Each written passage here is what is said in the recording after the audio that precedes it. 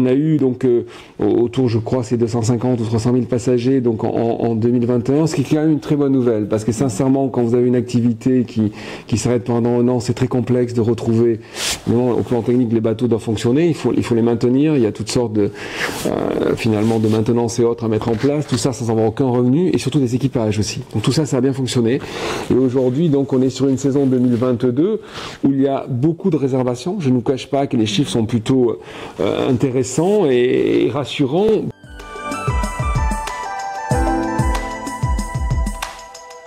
Alors effectivement, aujourd'hui, d'une manière générale, depuis le 1er janvier en Italie entre autres, et nous travaillons beaucoup avec l'Italie, les protocoles ont été encore renforcés. Et aujourd'hui, par exemple, quelqu'un qui part en excursion à Marseille ou ailleurs, il va être testé le matin, bien que s'il s'agisse d'excursion bulle, et il va être testé à son retour. C'est une excursion qui fait que les passagers de croisière n'ont pas de contact avec la population locale, si ce n'est de contacts qui ont été validés par l'opérateur, c'est-à-dire un restaurant qui va être uniquement réservé par exemple pour les passagers, avec un personnel qui a lui-même été testé, avec toutes sortes de protocoles. Mais vous ne pouvez pas rentrer aujourd'hui dans un magasin et avec l'espoir d'acheter quelque chose. C'est pas, donc voilà, il y a des guides qui sont autour de groupes, et donc vous ne pouvez pas partir seul du bateau aujourd'hui pour vous rendre en ville, ce qui était le cas évidemment dans le monde d'avant. Donc il y a beaucoup de choses qui ont changé à bord, mais aussi à terre pour les passagers.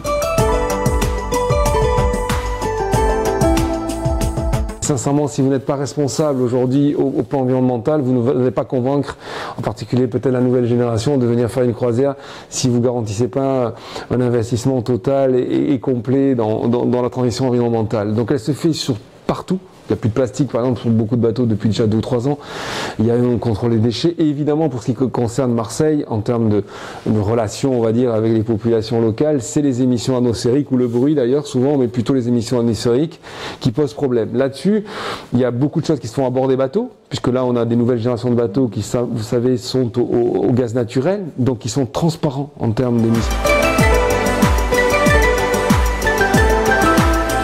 Le Grand Port mène de grands projets en ce moment, qui est à la fois la transformation de son siège social sur la place de la Joliette, qui je pense est un projet majeur aussi pour les Marseillais, qui rendra accessible une partie des quais marseillais, de terminal de luxe, si vous voulez, enfin de luxe, de croisière premium et de luxe, de petits bateaux, évidemment vertueux puisqu'ils seraient connectés à quais, etc. Donc aujourd'hui, l'activité ferry du Maghreb, qui était traditionnellement dans cet espace portuaire, il va émigrer vers le nord, va être positionné au nord, ce qui est sans doute beaucoup mieux en termes de gestion de la logistique, des voitures, etc., qui arrivent par l'autoroute.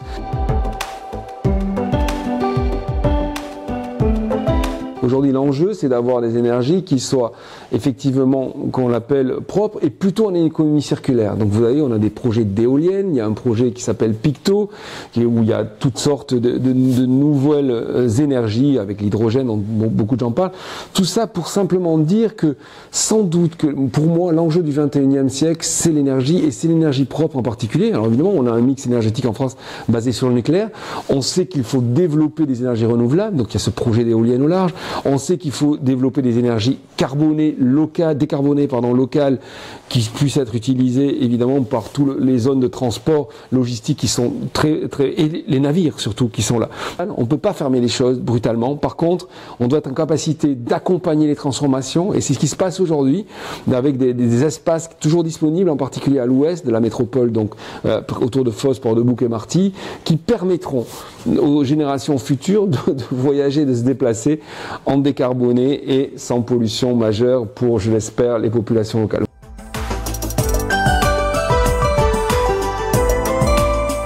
Alors les objectifs, ils sont clairs de la part de l'Organisation maritime internationale, c'est 2050 zéro, avec des étapes à 2030 déjà moins de 30 etc. Marseille est identifié comme le port, en particulier sur les croisières en Europe, qui a effectivement lancé des démarches à travers l'électricité à quai, on a ce qu'on appelle un navitailleur, donc une station essence mobile si vous voulez, qui amène de l'énergie à bord des navires, GNL. donc un petit bateau qui va amener du gaz naturel sur les bateaux de Costa ou d'MSC, etc., de CMA bien sûr, hein, à Fos en termes de porte-conteneurs. Et donc on a tous ces atouts-là aujourd'hui, parce que en fait ce monde-là, ça fait 10 ans qu'on s'y prépare, 10 ans que moi je suis dans ces instances avec Madame Cabot par exemple, qui avait bien compris ces enjeux-là, et donc on n'a pas attendu, si vous voulez, ni le Covid, ni le réchauffement qu'on sent quand même très très fort depuis 5-6 ans. On était sur ces sujets-là, on veut les accélérer, ils nécessitent énormément d'investissement, c'est pour ça qu'on va chercher le gouvernement évidemment, mais aussi l'Europe, la région qui est très très présente sur ces sujets-là à travers son plan escale zéro fumée. Donc on souhaite vraiment aujourd'hui que cette transition se fasse le plus vite possible, c'est ce que nous demandent les citoyens.